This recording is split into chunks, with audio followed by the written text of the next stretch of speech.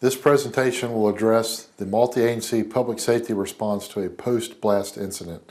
And as we've seen historically within the United States, explosives is the #1 choice for terrorists. This also continues to be a current and emerging threat that responders may have to deal with. A rapid, safe, and successful response to one of these incidents does require some planning and preparation amongst the agencies. The likelihood of a terrorist or criminal explosive incident is still low, but public safety officials do need to plan and prepare for these incidents. Recent incidents, both within the United States and overseas, have definitely demonstrated the need for local, regional, state, county, federal, and military resources to plan for and prepare for these types of attacks. Our goal is to prepare first responders, emergency management, and other public safety officials with some very basic tools and guidance to plan for these incidents. #1, if you have a plan, it might be a good idea to update that plan. And #2, if you don't have a plan, we want to develop that plan. Also, it's very important to remember there has been a history of the use of explosives within the United States, all the way back to the extremist use of explosives in the 60s and 70s, Oklahoma City, the first World Trade Center bombing, also recent events such as Times Square and the Christmas Day bomber. All these events have shown us this threat is still present. The guidelines and procedures discussed in this presentation should not replace common sense and experience. All our experience with dealing with different incidents will help you manage a post-blast response. It's also, from a planning standpoint, impossible to plan for every single situation. So it's important to have a basic plan with the basic fundamentals, and that'll help you manage and coordinate any response. Also, there are new best practices, lessons learned, training, and intelligence that's out there that's available on an ongoing basis. So if you did training 5 years ago, it's probably time to update that training effort and look at the new, current, and emerging threats. The criminal and terrorist explosive threat is just not a threat for major metropolitan areas. Even in rural areas, you may be exposed to this threat when involved with methamphetamine drug labs, indoor or outdoor marijuana grows, or other situations where responders could be exposed to explosives. Please remember that this information that we're discussing today should only be used as an educational guide, and should always use your local guidelines, procedures, and training for these type of responses. Again, if you have an older plan, take this information and let's update it, or if we don't have a plan, let's go ahead and build a plan. It definitely appears in today's world that the bad guys, whether criminal elements, terrorists, or any other threat, are more determined, violent, and heavily armed than ever before. So crisis situations such as terrorist threats, criminal attacks, bomb threats, explosives threats, homemade explosive labs, these are going to be occurring with an alarming frequency. It's also important to remember that no two explosive incidents are ever the same. Factors ranging from the bomber's motive, the type of explosive materials they're using, knowledge of the location or target, the number of victims in the area, the number of public safety resources in the area will all influence the outcome of an explosive incident. A large majority of terrorist attacks around the world utilize explosives. Explosive devices can consist of anything from homemade explosives, HME, improvised explosive devices, IED, to sophisticated military ordnance. But typically, first responders will encounter homemade explosives, the HME, and improvised explosive, the IED, in their day-to-day response activities. Again, it's important to remember, because of the homemade explosives and the IED component, that every community, large or small, can see this material being developed and built in clandestine labs in their community. Since 2001, the Federal Bureau of Investigation and the Department of Homeland Security have sent several intelligence and public safety warnings and bulletins to first responders across the United States, warning about the threat of improvised explosive devices. It's important when law enforcement agencies receive this type of information and intelligence that it is shared across the board with all other public safety agencies. One of the emerging threats that we need to be aware of in the United States is due to the narco-insurgency in Mexico. In the past 24 months, there have been at least 7 to 8 car bombings in Mexico as a result of the narco-insurgency and the guerrilla warfare. Some of these explosive attacks have been within 1 or 2 miles of the United States border. So there is the potential that we could see the spillover violence in the United States. We have already seen in the United States violence occurring as a result of the ongoing conflict in Mexico. Also, there are several organized crime elements that have connections with the criminal element in Mexico. So again, this does mean this could be a current and emerging threat within the United States. Another example of a current threat within the United States is the Times Square VBIED, the vehicle-borne IED threat that occurred on May 1st, 2010. This incident was initially dispatched as a vehicle fire. Upon arrival, the fire department, using their on-scene indicators and situational awareness, were able to safely identify it as a car bomb. And thus, the teams working together were able to neutralize that threat very safely. Some of the on-scene indicators that the firefighters were able to pick up on in New York City, number one was very dense white smoke that their experience showed them was unusual. There were also unusual popping noises coming from the vehicle. The third tool that they used, and I would highly recommend, was their thermal imager. They turned the thermal imager on to visualize the vehicle and picked up on several unusual indicators, which at the time helped them make the decision that they were dealing with a VBED. Post-blast or post-detonation response is the response that takes place immediately after an explosion, big or small, has occurred. An explosive attack or explosive event definitely has the potential to overwhelm local first responders due to the large numbers of victims, fatalities, fires, and property destruction that would result from that explosion. The purpose of this presentation is to provide some very easy to follow guidelines and procedures for both first responders and incident commanders responding to a post-blast response. Typically, for first response agencies, their explosives response plan will only address bomb threats and suspicious packages, and not the actual response to an actual detonation. So again, these will provide you some tools to plan for that unfortunate event once it occurs. As with any critical incident response, try to get all the dispatch information available to you, even though this information may not be correct. The nature of the call and the location are very important. The pre-arrival information will be very important. Is this a high population density area? Is it a federal courthouse? Is it a 911 center? Is it a jail? Is it a school? It'll depend on what the location is and what type of threat that you may have, but an explosive incident can occur at any of these locations. The standard guidelines against the use of radios and cell phones for a suspicious package or a bomb threat are not applicable to this type of response because you've had an actual detonation and there are fatalities and injuries.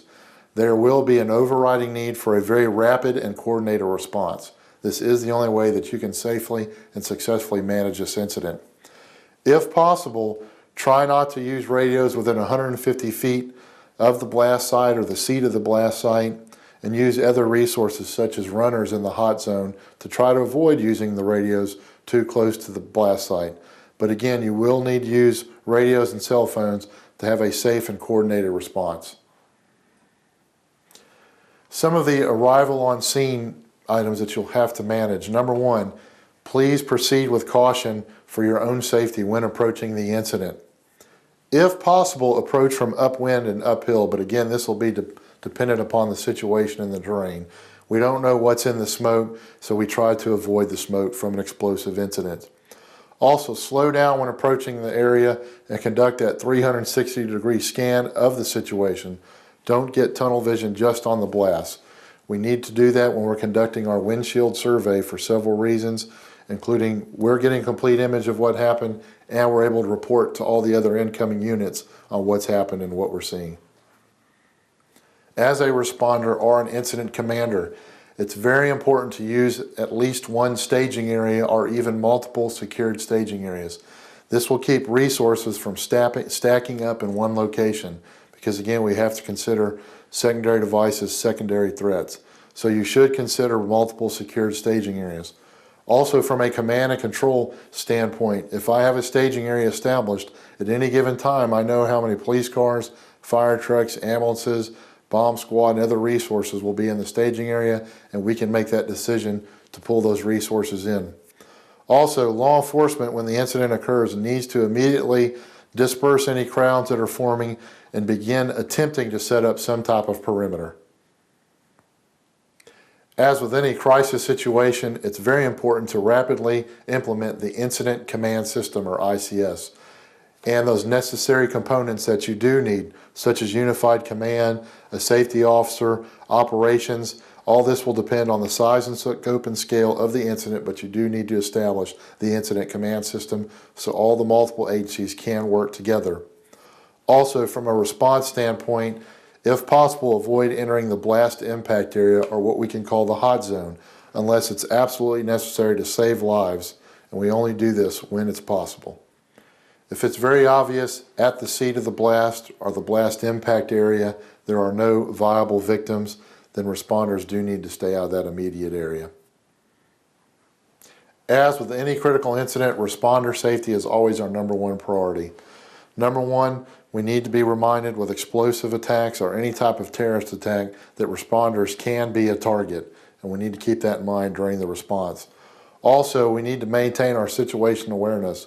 Who's around us, what's going on, what's happening with the scene, and what's going on around the scene. Because again, responders can be the primary target. So some of the ways we can help manage that threat: check the immediate area for secondary devices and threats. Check your command post location, check your staging areas, your triage areas for secondary devices and threats. Also, all responders should wear all appropriate level of personal protective equipment, or PPE, at all given times. If all you have is a hard hat and a non-rebreather mask, then wear a hard hat and a non-rebreather mask. Okay, so let's utilize all the personal protective gear that we can, because as we can see, even to this day, we have responders that have been impacted by the health hazards from 9/11. If an explosive device has detonated, there is the very high likelihood and the consideration we need to maintain of a secondary device. A secondary device are bombs that are placed at the scene of an ongoing emergency response that are specifically intended to cause death and injury among responders and bystanders. We have seen this in the United States, and there's a good chance we will see it again. We need to establish hazard control zones around the incident. This is very similar to the hazardous material response with your hot, warm, and cold zones. The blast site, or the seat of the explosion, will be your hot zone. This is where the actual detonation took place. Also, as responders, it's important to remember that we need to keep escape routes open for both personnel and vehicles if it's necessary to evacuate the scene very quickly if needed. This could be because of other secondary threats, secondary devices that are found, or even items such as leaking gas lines or other threats. The response to a post-blast scene is very similar again to a hazardous material response. Use your zones of control. The hot zone is where the blast took place and damage and injuries will occur. The warm zone is the area where you'll set up your perimeter area and clear that area. The cold zone is where we'll have our unified incident command post, staff, resources, triage, and staging areas established. So remember our zones of control: hot, warm, and cold. Trained bomb technicians and explosive canines should search for secondary devices and threats during the response, if possible, and after the response. Our normal response on suspicious packages and bomb threats is bomb technicians will not search. But when you've had an actual detonation and the higher level of threat of some type of explosive threat or material, bomb techs need to help secure that scene. If you have an actual detonation or attack, you need to notify the appropriate agencies as soon as possible. This could be fire, EMS, law enforcement, your bomb squad, emergency management, and even remember to notify the hospitals. They should all be notified as soon as possible after the incident so they can start their plans and preparation to manage this. It's very important to include hospitals either locally or regionally in your planning and preparation, because in a lot of incidents that have actually occurred, hospitals will only find out about the incident when the first victims show up at the hospital. So if you can give your hospitals 5 to 10 minutes to prepare internally for the disaster, that will go a long way along with saving lives. A post-blast explosive response does have the potential to generate a large number of victims with very traumatic injuries, and the communities will need to prepare for that. Also, we will need to rapidly coordinate with law enforcement, both locally, county, state, federally, to prioritize what's called force protection. And that means protecting the responders and the response. So we'll have to put force protection and resources around those areas critical to the operation and the scene. Also, an important response tactic to remember is you have to search beyond the immediate blast scene. Victims can be impacted down the street or even 2 blocks away from the blast. This is especially important in areas that have dense urban environments, where you may have victims that were injured in the upper stories of buildings 3 blocks over. They could be injured or have medical conditions. So all this can be implemented immediately, but we have to consider that because it takes a lot of resources to search the immediate area. Not only will you have those directed or impacted directly from the blast, receiving injuries from the blast, but if they have underlying medical conditions such as asthma or heart problems, those problems may kick in, which will increase the number of medical victims that you'll have to manage. Some of the seriously injured victims from a post-blast response may have no visible wounds, and some victims may even be beyond help. One important thing we need to remember is those victims need to be removed from the scene as quickly as possible. Quickly remove the victims from the area and render aid in a safe, secure location. Triage typically will be conducted away from the blast scene due to the hazard of unexploded ordnance, secondary devices, fires, and other threats. So remove the victims from the danger area to a more secure location. This can be done with backboards, litters, skeds, or other movable devices.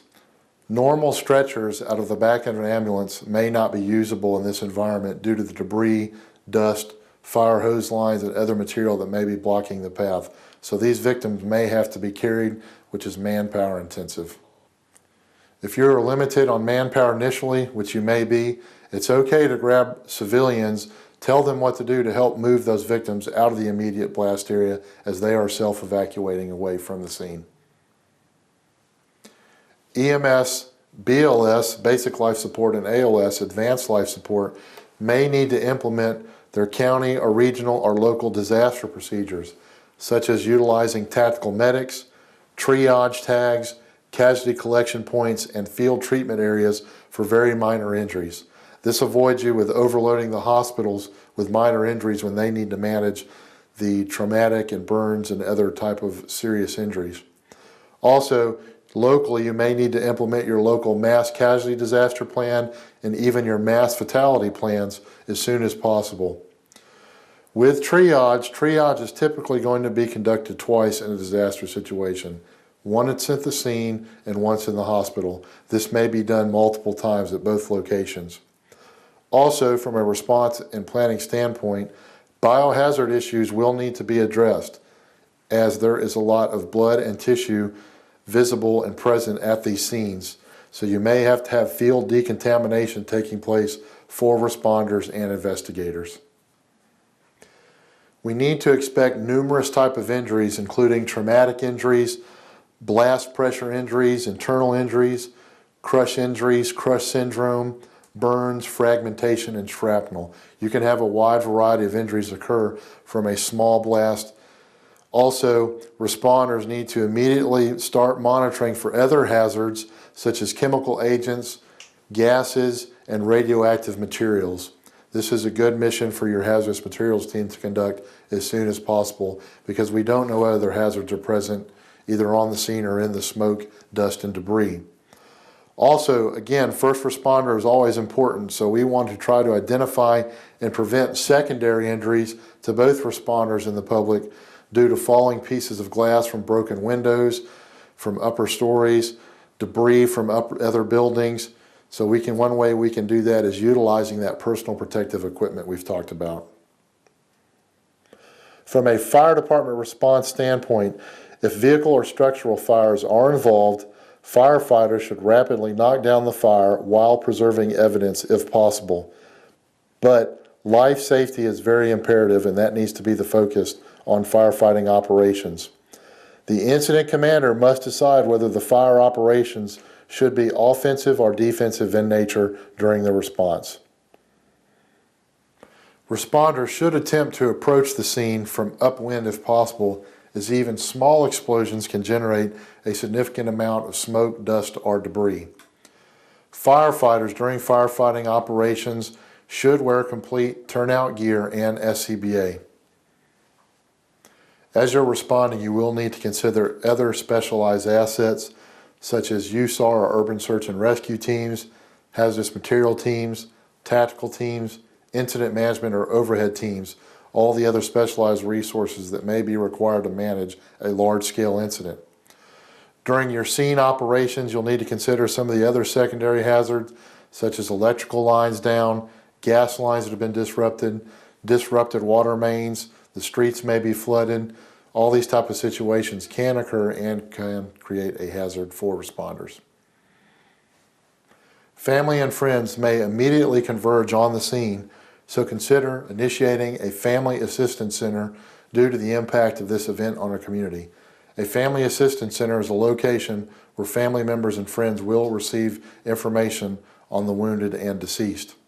Also, after disconnecting utilities, lighting of the scene is necessary in order to enhance the evacuation of casualties and post-incident investigation by law enforcement agencies. Law enforcement will need to respond to the hospitals as evidence can be recovered from both victims living and dead. Fire departments should not conduct salvage and overhaul and cleanup operations until coordinated by the law enforcement investigative authorities.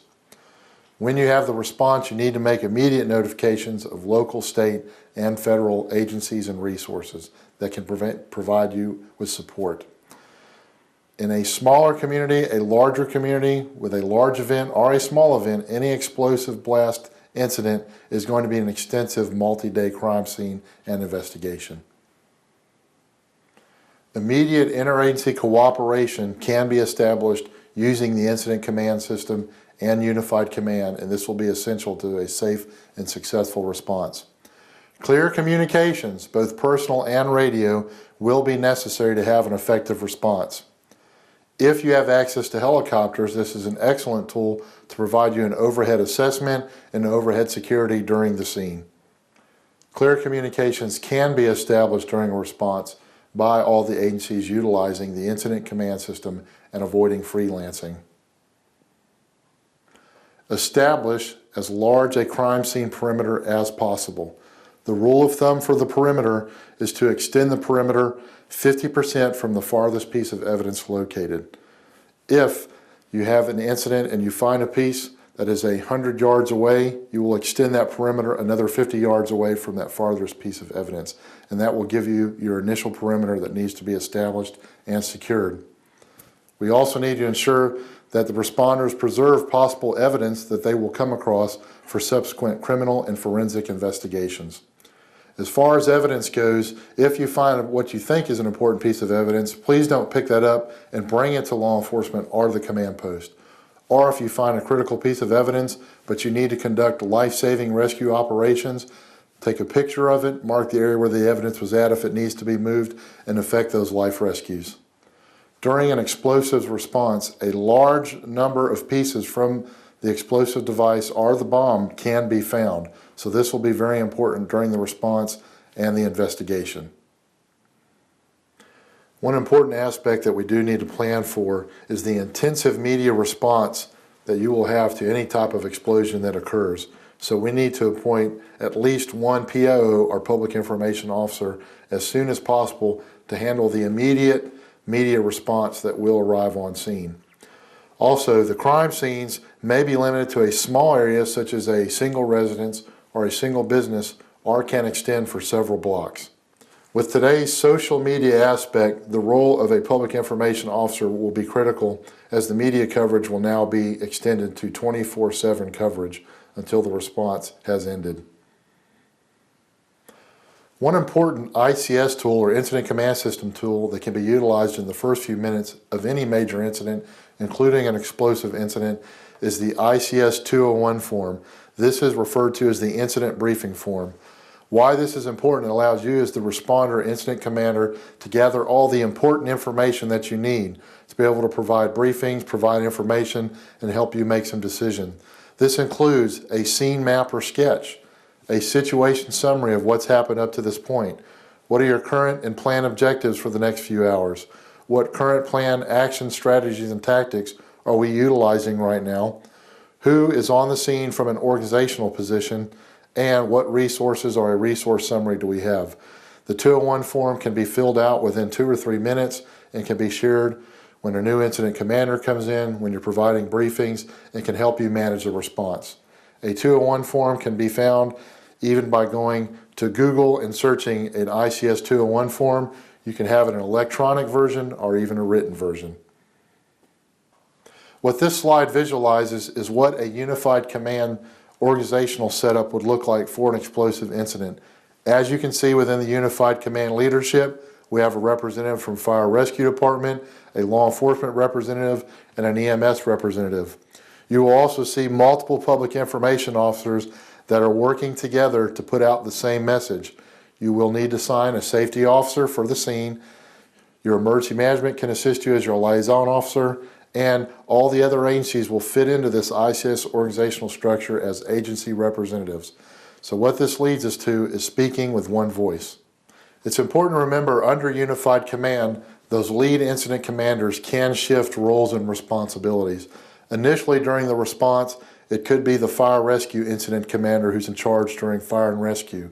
If that transitions into a mass casualty, EMS agency becomes the lead agency within that unified command. Once that response shifts into recovery investigation, law enforcement will move into the lead agency in unified command with fire and EMS supporting them. If you have an explosives incident or any critical incident response, your local emergency operations center or EOC should be activated as soon as possible for the long-term response, recovery, management, investigative, local, state, and federal support efforts that will all be going on. These responses can go on for days and weeks. The recovery investigation can go on for even longer. So your EOC is a secured location with phone lines, fax lines, television, and all the other resources you need that would provide an adequate location for this effort to take place.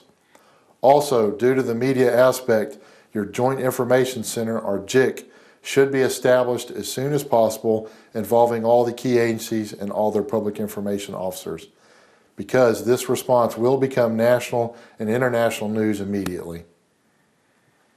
Some of the secondary activities that may be taking place is the establishment of that Family Assistance Center.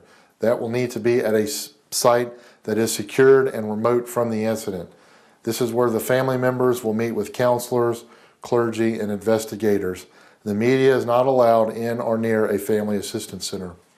We will also need to establish helpline phone numbers, because everyone from the United States will be trying to call into your community from a news and family aspect, so you will need to establish additional phone lines to manage that load. One consideration that's very important is CISM, or Critical Incident Stress Management, for the responders, and that opportunity should be provided to them whether or not they want to participate in that effort. One emerging threat is the threat of suicide bombers. If a suicide bombing incident occurs and the suspect is neutralized, but there is no explosion, do not render aid to the suspect. The suspect may only be injured, and a handler or associate of the suspect could still detonate the device as responders are approaching him. The bomb squad personnel or the bomb squad robot should be the first to approach a bomber or a suspected bomber during a suicide bombing incident. We also need to be aware of the possibility of secondary devices in attacks during a suicide bombing incident, because these events have specifically targeted first responders. During the suicide bombing response, even if a bomb itself fails to detonate, the initiator, possibly a blasting cap or caps, may still detonate. This can happen because blasting caps are typically improvised or homemade for these suicide bombing devices. You will still hear a very loud bang and see the presence of smoke. The potential bomber may be severely injured and probably moving around on the ground and or calling for help. The bomber is still a very real danger to both the community and the responders. They may have a secondary means to detonate the device, they may have a handler, and should still be considered an imminent threat, so we need to treat them accordingly. Again, bomb squad personnel or a bomb squad robot should be the first to approach a bomber or suspected suicide bomber. Two excellent resources for responders to look at is the DHS Live Explosive Training for Responders, which the link is provided, and the Department of Homeland Security Office of Bomb Prevention Tripwire website, which provides current intelligence and information on explosive threats. Both these websites have been provided on the slide. Preparation is the key to a terrorism incident, and that includes a very clear idea of your actions before the incident occurs. The first step in your preparation for responding to this incident or any other type of incident is a review of your agency's guidelines and procedures. One way we can test your plans once they're in place, as we do with any multi-hazard assessment and planning process, it's a great idea to do some type of multi-agency exercise. This can include a tabletop exercise or a full-scale or functional exercise where all the agencies will come together and work through the response. Again, it's very important to test these plans and rehearse these plans before you implement them. On this slide, you'll see two different bomb threat standoff distance charts that were made available to you. These charts will provide responders with some very basic information. If you have a suspicious package, a bomb threat, or an actual incident, will help you make some decisions on how far your perimeter and your evacuations should take.